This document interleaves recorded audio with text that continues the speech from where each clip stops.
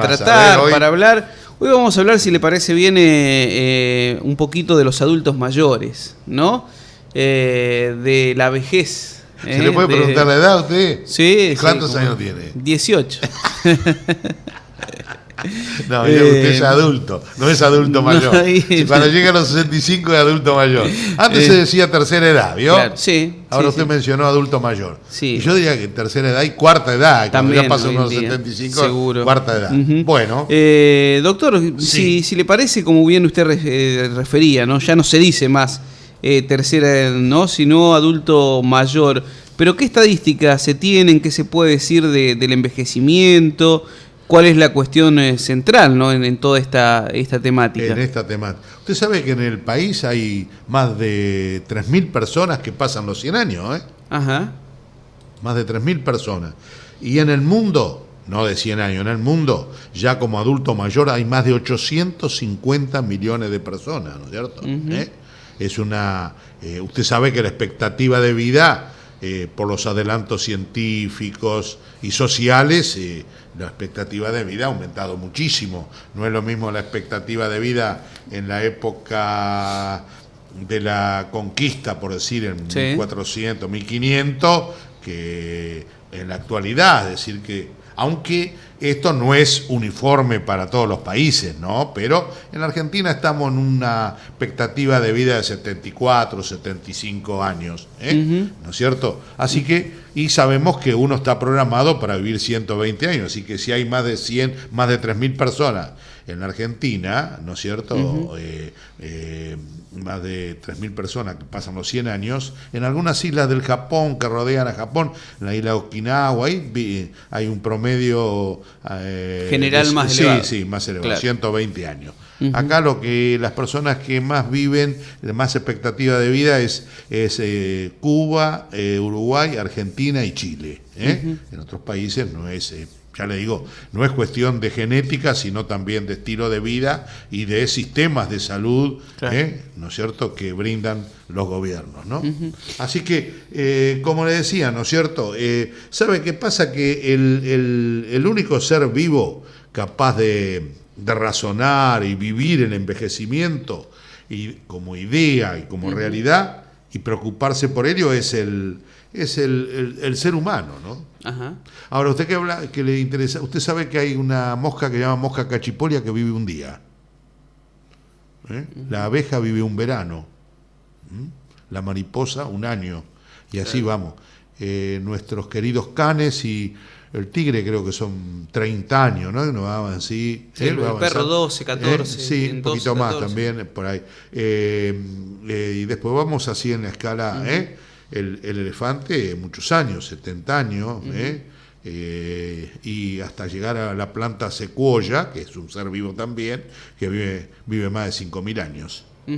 Así que mire, qué dato, ¿no? Dato interesante. Bueno, ¿sabe qué pasa? Que usted me dice, y bueno, el envejecimiento, después lo vamos a reiterar, pero es un fenómeno, no confundir envejecimiento con enfermedad. Es un fenómeno que acontece en todo ser vivo, como desde un animal, una planta, un ser humano, ¿no es cierto? Es universal, natural, ineludible. Lo que pasa que ¿qué es lo que hace después uno con ese patrimonio genético que ha venido al mundo? ¿Qué estilo de vida tiene? ¿Cómo está el medio ambiente? Etcétera. ¿Cuál ha sido su historia de vida? Porque a veces se envejece como se ha vivido. Claro. Entonces usted me dice, ¿y cuál es la cuestión central? Es entender a la vida, al adulto mayor, ¿no es cierto?, como una etapa más de la vida, ¿no es cierto? Porque hoy, como le decía, se ha dejado un poco de lado exclusivamente la genética en esa expectativa de vida y se agregan las historias de vida, ¿no? Entonces, esa es la cuestión central. Entender el envejecimiento que empieza desde el momento de la concepción hasta que se muere. Claro. Y en esa capacidad que uno tiene de adaptarse a las nuevas circunstancias que va planteando la vida y la sociedad, el envejecimiento va a ser va a constituir un poco de dicha, placer, satisfacción de vivir, ¿no? Doctor, Sí. y en esa etapa, digamos, desde lo psicológico, ¿qué rol ocupa? ¿No? Bueno, ¿Cómo se ha estudiado? ¿Cómo se ha avanzado? Se ha estudiado, ¿No? con usted hemos hablado, se ha estudiado la inteligencia, ¿no es cierto? La memoria y el aprendizaje, las reacciones psicomotoras, ¿no es cierto? Mover una máquina, apretar un tornillo. Si vamos a la inteligencia, la capacidad de aprender de una persona que tiene 60, 65 años es igual a la de un chico que tenga 12 años, 13. Lo que pasa es que el cerebro tiene una gran plasticidad, depende de muchos factores. Si ha completado su colegio primario, secundario, si ha estimulado la mente, etcétera, depende, pero esa capacidad de aprender no se aprende nunca. Entonces, hay una inteligencia fluida que se llama, que es la adquisición a los 75, 80 años de nuevos conocimientos por ahí, no es tan, rápida y eficaz como la tiene un joven, pero si hay estímulo, lo motiva, se aprende también eso. Y en cambio, la inteligencia cristalina, que es la experiencia que uno tiene, uno como lo que estoy hablando yo ahora, ¿no es cierto? Eso se conserva. En cuanto a la memoria y el aprendizaje, hemos hablado con usted de la memoria, de esa temática emocionante que es la memoria, esa capacidad que tiene el cerebro de almacenar, ¿no es cierto?, registrar, almacena y después accede a ese conocimiento, como estoy haciendo usted ahora, ¿no es cierto?, y lo vuelco en los que me rodean, en la sociedad. Eso está muy poco deteriorado. Acuérdense que había distintos tipos de memoria, no me quiero detener, ya pueden ingresar a estas charlas ahí en lo que hemos dicho con usted, a través de los correos electrónicos, lo que sea, usted que conoce mucho de eso y tiene acceso a esta temática de la memoria. La memoria está, ¿no es cierto?, conservada. Ahora, con respecto a la psicomotricidad, ¿no es cierto?, que es lo que se estudia también, es la serie de movimientos voluntarios que uno hace ante determinadas exigencias, ¿no es cierto? Me ponen a mí a arreglar este motor o a poner con perfección ciertas piezas. Bueno, ahí se mide el número de errores y el tiempo de reacción. Si la tarea no es demasiado compleja, los errores son muy pocos que comete una persona de 75, 80 años. Y el tiempo de reacción es más lento pero más eficaz. Comete menos errores.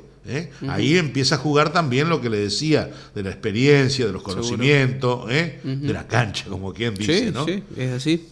Sí. Doctor, hay muchos prejuicios, ¿no? No sé si quiere Sí, metiendo más, pero va quedando, perfecto. Porque después no tenemos tiempo para seguro, otra cosa. pero hay muchos prejuicios. Hay muchos prejuicios. Que entonces, se tomen en cuenta. Claro, entonces esta charla, que nosotros lo que tenemos que hacer, que no se hace, ¿no es cierto? Brindar información. Esto es información, para una mejor comprensión y entendimiento del proceso del envejecimiento y las transformaciones que esto trae. Primero, información. Segundo, diríamos así, transmitir que toda persona tiene posibilidad de conocimiento. Porque, ya le digo, la inteligencia, la memoria, el aprendizaje. Otro aspecto que se estudia de la memoria del ser humano en la tercera edad es la afectividad. Eso ya es más difícil porque ahí entra a jugar otros factores. Seguro. Entonces no se puede estudiar como quien dice científicamente como se puede estudiar, ¿no es cierto?, la memoria, el aprendizaje, la inteligencia, lo psicomotor, ¿no es cierto? En cambio ahí ya va cambiando. Entonces hay que posibilitar que la persona acceda a estos conocimientos. Y por último, ¿no es cierto?, hay que enseñarle a la persona de la tercera edad que hay que desaprender esos mitos, prejuicios que tiene, que se lo voy a señalar algunos de los muchos, porque usted me decía hoy fuera de micrófono, de los mitos y prejuicios que tiene. Primero, uno ya le mencioné, considerar el envejecimiento como una vejez, como una enfermedad. Una enfermedad, claro. No es una enfermedad. Una etapa de la vida. Lo que pasa es que uno va descendiendo. A veces es muy difícil separar lo que es en esencia de senilidad. Uno va descendiendo el envejecimiento normal, va descendiendo, pero no llega ni a la decrepitud desde el punto de vista físico, ni a la chochera, que sería lo psicológico. Claro. Entonces el envejecimiento es un proceso, como le dije, universal, natural, ineludible. Otro prejuicio, que la persona que es el adulto mayor tiene que estar en completa pasividad. Lo que lo caracteriza es la pasividad. Ese es otro prejuicio, otro mito, ¿no es cierto? Otro es lo que llaman el viejismo, ¿vio? Ese conjunto de prejuicios que se tienen de la tercera edad. Ese es otro.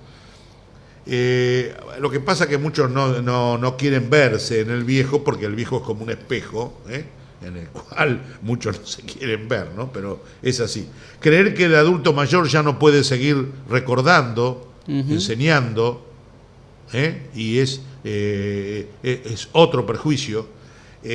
Considerar que, a ver qué otra, la cuestión de la sexualidad.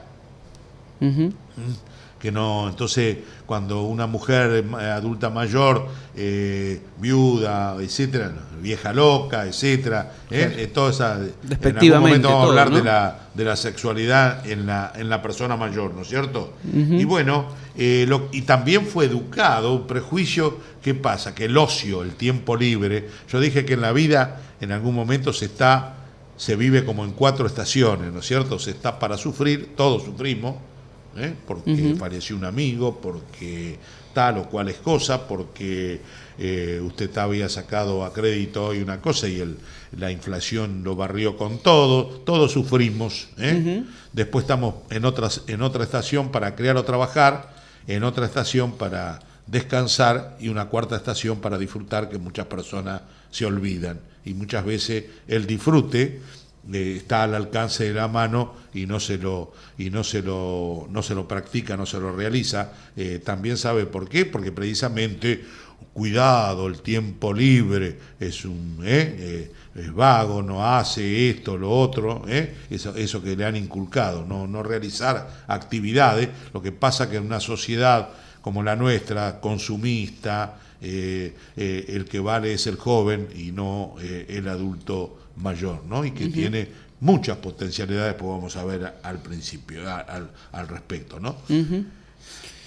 Sí. Bien, cerramos ahí con los prejuicios entonces, ¿o le queda algún otro? No sé qué otra. No, digamos, y sí, de la sociedad, digamos, qué ideas erróneas tiene se justamente. Pueden decir más prejuicios, pero usted sabe que el tiempo a veces es un poco tiránico acá en las radios y en todos lugares, ¿no es cierto? Bien. Y bueno, hay que hacer. Primero 4 cosas fundamentales. Tener la concepción de que todo ser humano, ¿no es cierto?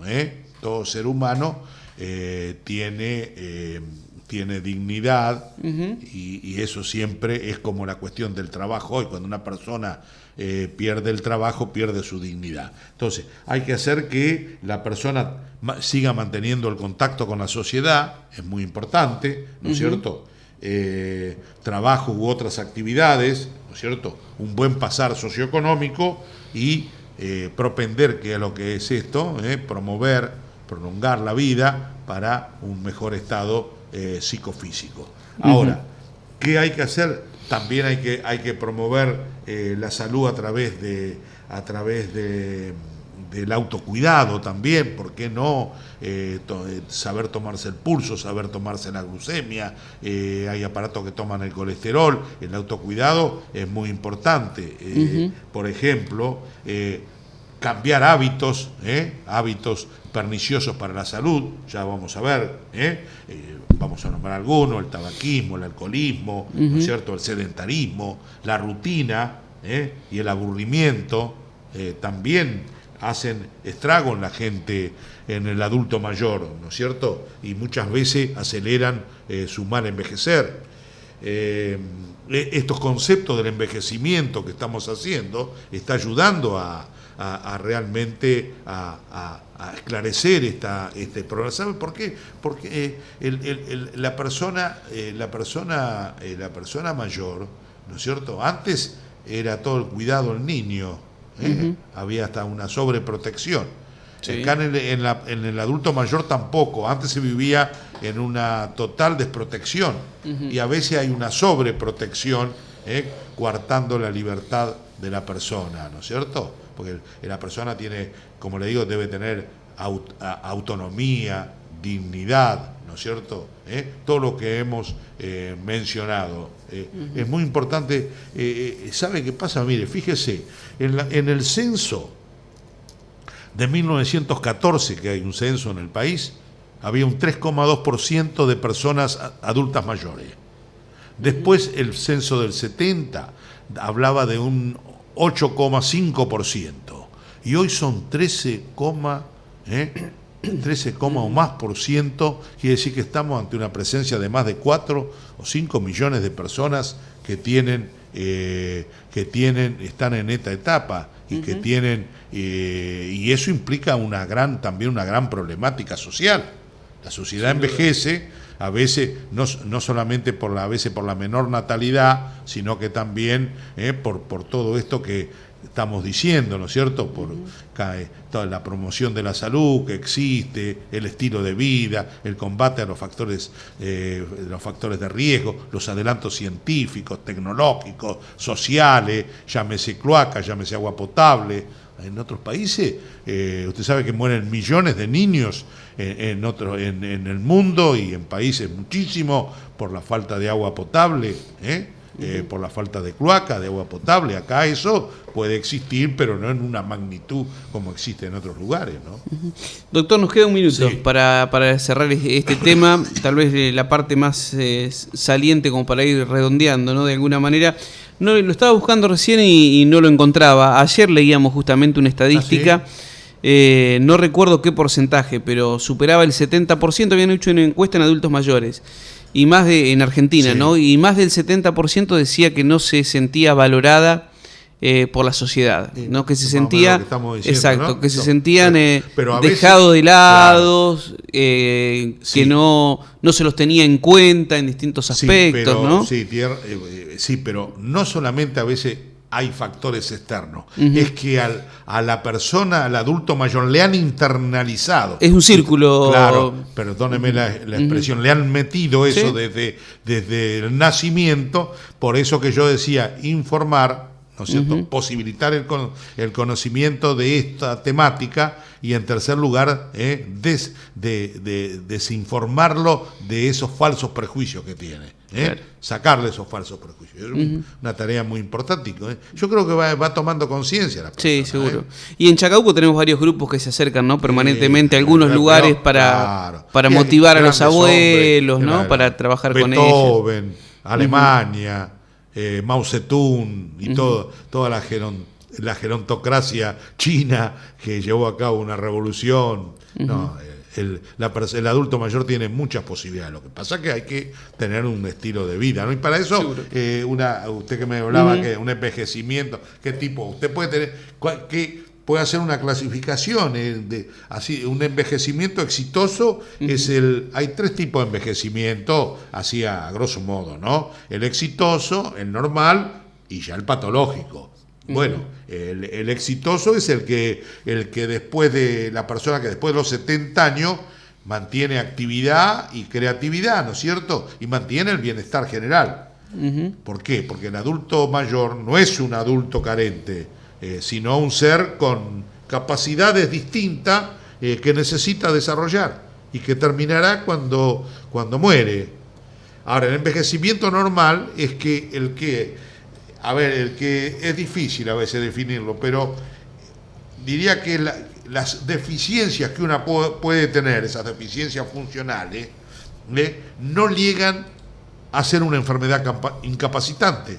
Ser portador de diabetes, o hipertensión, o dislipidemia, pero no significa una enfermedad incapacitante, que en general es la gran población, ¿no? La población padece de alguna de estas enfermedades, pero no llega a truncar su actividad diaria en todos los aspectos. Y el envejecimiento patológico, ya las enfermedades acumuladas, ya sea por falta de prevención o no tratada, lo incapacitan para la vida diaria. Eso, si usted tiene una hipertensión y no cuida, hace un accidente cerebrovascular, no la previene, indudablemente va a quedar paralítico y postrado en una silla de ruedas. Ese es y a lo mejor vive 20 años en una silla de ruedas. Eso es un envejecimiento patológico, ¿no? Y bueno, las estrategias para ir concluyendo, bueno, hay muchas, ¿no? Bueno, primero hacer de la salud, voy a hacer un poquito rápido, sí. Hacer de la salud una prioridad, ¿no es cierto? No, ya lo hemos repetido que es la salud, ¿no es cierto? Ejercitar la mente, fundamental. No fumar, alguna de las que me acuerdo, mantenerse físicamente activo. Acuérdese que hoy la vida sedentaria es otro factor de riesgo tan importante para la salud como fumar o el alcohol o la adicción a drogas, Así que eso es muy importante.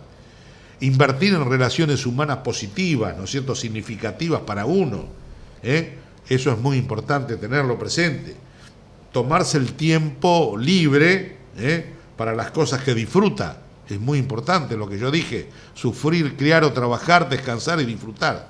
Y bueno, y lo otro es mantenerse conectado con la comunidad, eso es muy importante, no aislarse, porque el aislamiento lleva a la soledad, y si uno está solo, puede terminar en depresión, angustia, alcoholismo, drogadicción, que es muy distinto a sentirse solo, que es otro problema, ¿no es cierto? El sentirse solo es más grave que estar solo, porque ya ahí le rodea la tristeza, lo rodea un tinte depresivo, y eso sí puede aún más llevarlo a todas estas patologías, ¿no?